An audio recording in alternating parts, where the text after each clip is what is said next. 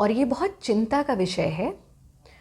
अगर आप हमारे महान संस्कृति को देखें तो हम वो संस्कृति हैं जहाँ 100 वर्ष का उद्घोष किया गया है। जीवेम शरदः शतम, कहा गया कि 100 वर्ष तो तू जी, मनुष्य का जीवन 100 वर्ष का है, लेकिन उससे ऊपर तू कैसा जीता है, किस तरह से जीता है, वो तेरी दिनचर्या पर निर्भर करता है। बट ऑन द कॉन्ट्ररी अभी तो 40-40 वर्ष में सडन डेथ्स हो रही हैं, और 40 तो छोड़िए, अब तो 30s में हमारे सामने केसेस आ रहे हैं।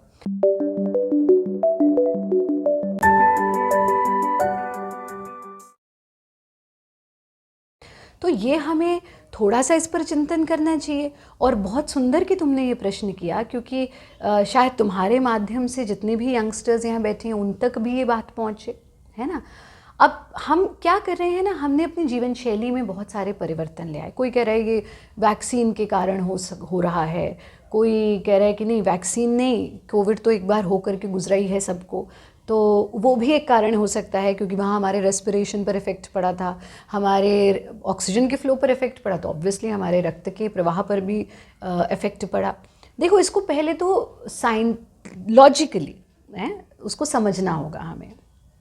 ये जो सडन हार्ट फेलियर्स हो रहे हैं, अब हम ये सोचें ये वैक्सीन से हो रहा है, ये कोविड से हो रहा है, वो मुद्दा नहीं है। उस वक्त उस परेशानी से बचने का समाधान वो था। लेकिन अब जो हो रहा है, हमारा रक्त का प्रवाह जब शरीर में बाधित हो जाता है तो हमारे हार्ट को एक्स्ट्रा पंप करना पड़ता है, और जब वो एक्स्ट्रा पंप करता है तो हम उसे कहते हैं हाई ब्लड प्रेशर। और इसीलिए भी कहा जाता है कि हाई बीपी के जो पेशेंट्स हैं वो हार्ट फेलियर होना या हार्ट एलिमेंट्स होना, उनमें ज़्यादा रिस्क पर होते हैं वो। लेकिन यहाँ हमें देखना है कि अगर कोई समस्या हो रही है तो हम उसका समाधान कैसे खोजें, है ना। हम सुबह उठने के समय बिस्तर में पड़े सो रहे हैं, और आप देखेंगे मैक्सिमम हार्ट फेलियर्स मॉर्निंग में होते हैं। हम एक सुबह उठने के समय बिस्तर पर पड़े सो रहे हैं, सन रेज ले नहीं रहे। जिस वक्त हमारे पर्यावरण में ऑक्सीजन का मात्रा मैक्सिमम होती है, उस वक्त हम सो रहे हैं, जो हमारे व्यायाम का समय है, एक्सरसाइज का समय है, भागने दौड़ने का समय है, योगाभ्यास का समय है, प्राणायाम का समय है। वी आर स्लीपिंग, जो सनलाइट लेने का समय है, वी आर स्लीपिंग। दूसरी तरफ रात्रि में जब कार्बन डाइऑक्साइड की मात्रा ज़्यादा है, so we all know this कि with sun comes oxygen, when there is no sun there is carbon dioxide. ये तो इतना तो साइंस हम सब ने पढ़ा है ना। तो जब कार्बन डाइऑक्साइड की मात्रा ज़्यादा है, उस वक्त आप जगे हुए हैं, आप क्या कर रहे हैं। एक कल्चर शुरू हुआ है लेट नाइट एक्सरसाइज का, एक कल्चर शुरू हुआ है लेट नाइट वॉकिंग का, लेट नाइट जिम्नेजियम का। हम रिगरस प्रैक्टिसेस रात में कर रहे हैं, जो समय सोने का है। कोई वजह है ना कि प्रकृति ने नियम बनाया कि सूर्य जब ढल जाए तो सो जाओ, सूर्य जब उदय हो जाए तो उठ जाओ, सूर्य जब उदय हो तब खाओ, सूर्य जब अस्त हो जाए उसके बाद मत खाओ। बट हमने इस पूरे साइकिल को नेचर से विपरीत कर दिया। तो हमारा जो नेचर है जीवेम शरदः शतम का, 100 वर्ष जीने का, हम उससे भी विपरीत हो रहे हैं। हम आधी उम्र में ही देह त्याग कर जा रहे हैं, और वो भी कष्टदायक, वो भी सडन। रात्रि में जब आप एक्सरसाइज करते हैं, वर्कआउट करते हैं, तब आपके पर्यावरण में कार्बन डाइऑक्साइड की मात्रा ज़्यादा होती है। उस वक्त जब आप डीप ब्रीदिंग कर रहे हैं तो आप ऑक्सीजन नहीं ले रहे हैं, आप एक तरह से अपने आप को नुकसान पहुंचा रहे हैं। फिर जब आप रात को एक्सरसाइज करते हैं तो फिर आपको रात को भूख भी लगती है, तो आप रात्रि में खा रहे हैं। हमने इंटरमिटेंट फास्टिंग के नाम पर भी अपने डाइट पैटर्न का अपनी पसंद का एक विंडो चूज़ कर लिया है, जिसमें जब हमारा मन करता है हम खाते हैं, अपना विंडो हम खुद सेलेक्ट करते हैं। बट विंडो आपका परमात्मा ने सेलेक्ट करके भेजा है, प्रकृति ने सेलेक्ट करके भेजा है कि सूर्य उदय से सूर्य अस्त के बीच में हमें खाना चाहिए। सूर्य अस्त होने के बाद हमें कुछ नहीं खाना चाहिए, शारीरिक श्रम नहीं करना चाहिए, उठना भी नहीं चाहिए, हमें सोना चाहिए। या तो आप कसरत कर रहे हैं या फिर आप स्क्रीन देख रहे हैं, either you are watching mobiles की स्क्रीन या टेलीविज़न की स्क्रीन या कोई भी स्क्रीन, तो हमारे स्ट्रेस लेवल्स भी बढ़ रहे हैं। जो हमारा कॉर्टिसोल और मेलाटोनिन, 2 हार्मोन्स के बारे में तो आप जानते ही हैं ना, हमने पहले भी आप लोगों से चर्चा की है। और जो वक्त हमारा स्लीप हार्मोन का है उस वक्त हम स्ट्रेस ले रहे हैं, जो स्ट्रेस हार्मोन का है उस वक्त हम सो रहे हैं। तो हमने पूरा का पूरा प्रकृति का नियम बिगाड़ दिया है। दूसरी चीज़ जो बहुत महत्वपूर्ण है, हमें एक गीता में ही कहा गया ना, युक्ताहार विहारस्य, हमें डाइट भी युक्त, थोड़ी जितनी भूख है उससे कम खाओ, और जितनी शरीर की कैपेसिटी है कसरत करने की उससे थोड़ा कम करो। हाँ, ये महत्वपूर्ण है।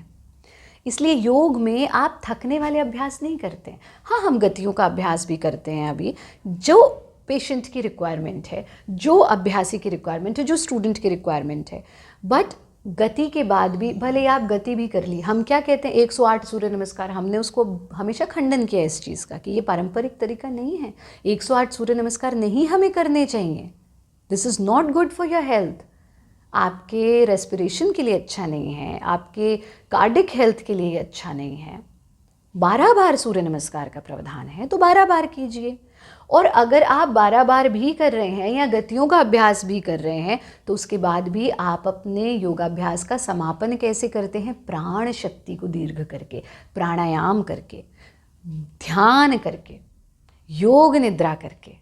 तो आपने जो टिश्यूज़ डैमेज किए या जो जितना शरीर, एक बहुत छोटी सी उदाहरण देते हैं, जो लोग मेकअप अप्लाई करते हैं तो क्या कहा जाता है, जितना समय आप मेकअप लगाने में लगाते हैं उसका दुगना समय मेकअप को रिमूव करने में करना चाहिए, राइट? ये तो आप सब ने सुना होगा।